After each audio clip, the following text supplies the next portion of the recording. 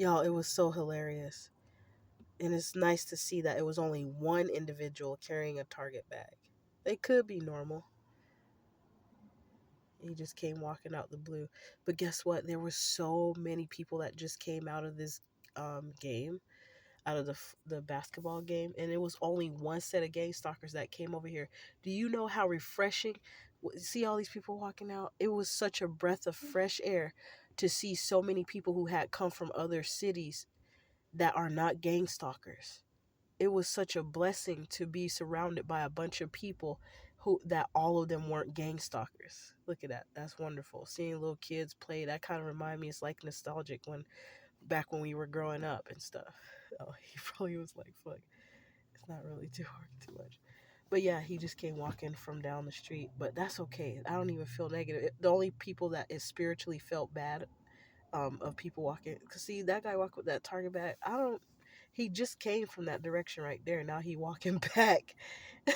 But the thing is, I don't really feel like he gang stalking. If he is, like, it's like he might be one of those ones who really don't want to. So I don't feel nothing bad from him, even though he walking with a Target bag. Cause they when they walk with a Target bag and I feel that ugly behind energy, ooh baby, like those ones that was walking with the MK Ultra bag and the Target bag. Now they know they was trying to do the most. But it was such a breath of fresh air to see a bunch of people come out from the basketball game, and the energy felt so light, and it was not heavy, and it wasn't that ick energy that you feel when you could tell it's a gang stalker. The only people that was behind me, I mean, that was parked one car behind me, was a big black truck with the license plate that read 666 LCL or something like that, LJL. I can't remember the number, the letter part. I don't really care about. It was the 666, and that's the car that those men had got in. It was like three or four men who walked really close around my car and said, "Don't want to get hit by this car right here, or you could get hit by this car right here." And I was like, "Yeah, y'all showed on me so well, because you will wind up getting hit by this car right here, especially if you somebody who tried to kill me, or you tried to run me off the road. You got D right. You sure know it." If somebody try to hurt me, don't be surprised. Like when they be saying those women deserve the slap that they get back when they slap a man and he come back over there and slap her ass back. It's the same go for y'all niggas. If a woman come and fuck your ass up because you thought she was a woman and wasn't gonna be able to do shit, and she tear that ass up real good, don't be surprised that you had what's coming for your ass. I don't like to talk like that because people be like, "Oh, who she thinks she is? Oh, bitch, I'll kill you. I'll shoot you. I'll make you look like Swiss cheese. Shoot you, nigga. I'll have my spiritual team make every last one of them bullets reverse right back to your ass and the gun jam up and shoot your MFN ass." Don't be playing with people out here because you don't know who is who and what can happen at what time. 313 on the timestamp when I just saw 313 earlier too. And look, there was a brand new car with their trip permit. It's been so many of those cars, even brand new ones with trip permits outside the car. That's how I know that piece of shit ass Guy Nelson state police officer was full of shit when he was. I know he was following me the way he was waiting. And another thing is a lady that was at the store that I left from when I knew that there was a connection from that tobacco town on Barber Boulevard because that's where I left from, and something felt weird. And I remember that there was this white SUV that was backed up and they still had their lights on and they were just sitting there, and it was just something particular about that particular car sitting there, and I felt something off, but I just was like, maybe, I'm tripping. So I just kept going the way I was headed, and next thing you know, that dude, I felt somebody focus on me like they was after me or they were watching me, and then all of a sudden I looked in my rearview mirror and I saw the lights come on, and I was like, what the hell he eased up behind me for? I wasn't even speeding or nothing. And then he gave me that bullshit ass story talk about some the trip permit is forged or whatever.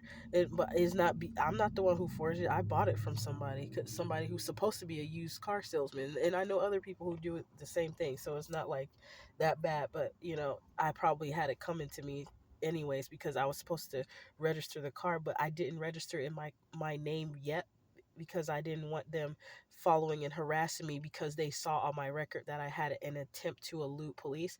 And the way the police were harassing me back in 2020 and 2021 and even 2012, Officer Chris Blood and Officer William Congdon, those officers were harassing me, and at one point I started watching them, and that's how I knew. Late, like each time I got stopped by police harassing me, I started watching certain cops and seeing like the spots that they hung out at and what the stuff that they do. Like when there was a group of cops that used to group up, especially in Newburgh, Oregon. Back when I worked in Newburgh, Oregon, I used to see William Congdon go stop at certain spots. Well, no, that wasn't William Congdon. That was a different officer, but William Congdon was the next officer that was harassing me, and I would start to recognize certain officers, even, and that's skill right there, because all the officers usually have the same type of car. But yeah, I started learning their tricks, what they do, and how their undercover cars look. Even when this undercover, like, it got so intense to the point where now I don't even got to look at the car. I can tell just by the energy that's being carried in the vehicle. Like when some people are anointed and their car just looks so beautiful and good because it got that glorious like shine of anointing on it, versus somebody who will have a nice ass Lamborghini car but it just look ugly because of the spirit of the individual it belongs to. Like that nasty energy is, it's like the dark cloud that follows them everywhere they go, because like the people who do wicked things to achieve and accomplish certain goals, or to achieve or acquire the materialistic items that they've acquired. But yeah, anyways, I just wanted to show a refreshing video. And nobody was doing that. Why they blowing the horn? But yeah, y'all know why. Sometimes they be doing that little gangsta stuff. I don't think that was it. I don't really pay too much attention to it when it's petty like that. But I just had to talk about how refreshing it was to see a bunch of people, groups of people coming out, and all of them not be gang stalkers, bro. It felt the energy was light. Nobody is, and right after I started saying that, that's when that nasty group of little few demons came by, told them don't want to get hit by this car, and they took off in a truck. And I was like, how happened that the big black truck had the three numbers, I mean, said 666 on it. I was like, oh, y'all demonic ass. That shit don't scare me though. I know some people, just somebody saying those three numbers together, they get scared, be like, ooh, I rebuke you, say it. Well, go ahead, baby, because I don't blame you. But yeah, it was just really nice to have a bunch of people come out. Even there was even a guy wearing a purple shirt. I don't believe he was a gang stalker. So I wanted to say that to show like I am not delusional where I think everybody is a freaking gang stalker. It's an energetic thing. You can feel it. It's a spiritual thing.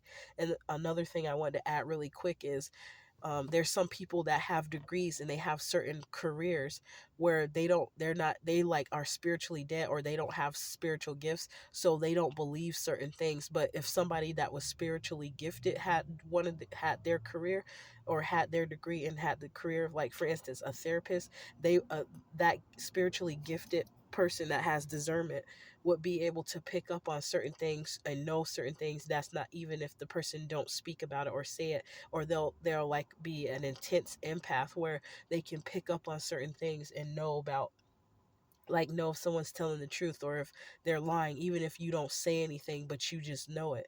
Like, because if you have, like, for instance, my therapist is an African American, and but he sound like he's from, like, maybe he was in Africa and he spoke French or something. His voice almost has an accent that sounds slightly British. um but he's sort of he says that he's a Christian, but he's like one of those superficial type. I think he's just religious. He don't know about the spiritual aspects of God, basically, or of the Most High, I should say. He's probably like the textbook type of Christian that are religious and they do things by the book, but they don't really have that spiritual um relationship with the Most High or the universe, however you want to call it. I'm not really explaining that part very well, but I believe some people will be able to pick up on what I'm saying. But I'm just so grateful to have seen like at least 100 people come out from when the Moda Center. I guess it was the Blazer game, because that's usually when people are wearing red.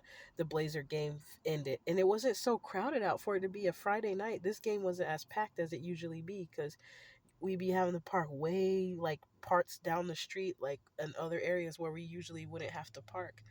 um so anyways, I just thought that was amazing too. It was really refreshing to see, and it makes me remember that every single city and town doesn't is not full of gang stalkers. And I've even seen other people post videos on YouTube about how pitiful Oregon has gotten. I mean, Portland has gotten. Like the dude that made a video driving in his truck said, "Look at Portland, or just keep watching till the end," and you just see like lines and lines and rows of campers, broken down campers outside. Excuse me, sorry. Because some people TV probably or phone could be up loud, or they could have earphones in and I cough. I apologize. Um, but yeah, so I just wanted to share this, guys, so you know that I'm not like a delusional person who thinks that, oh shoot, here we go, everybody, oh that's clean right there, y'all. They got the red and blue going on. But even if they gang stalking, that's tight, baby. Like some gang stalking in the past, I just ignored it. And I thought people were just going crazy because it was getting towards the end of the world or something like that. I feel like a lot of people lost their mind after Y2K. Like everything just totally changed after 9/11 and Y2K. That's when I witnessed so much change. And I was way younger. I was a little girl back then. So, and that's why I was like, it's no surprise that people are doing things that are foolish these days. But then when I started hearing other people's stories about, excuse me, I'm about to cough again, about gang stalk, it's because I'm getting over a cold, but I'll be fine by tomorrow morning.